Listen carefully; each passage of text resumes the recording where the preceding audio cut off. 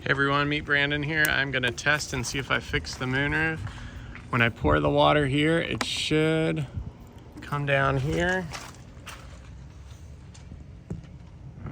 There it is. Hopefully you can see that. That was not happening before, and what was happening was the water was piling up.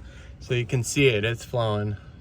It's flowing good and it's all coming out. That's what you want. That's where you want your water to go. It was getting trapped inside my car.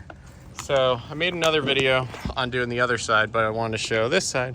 So click this video up here and it'll show you like how I basically got all this taken off to fix it and the issues I was having. It's really frustrating, guys, but it's pretty simple. But if I could give you a clue, this little piece is the piece you want to break off on both sides. There's one there and on the driver's side.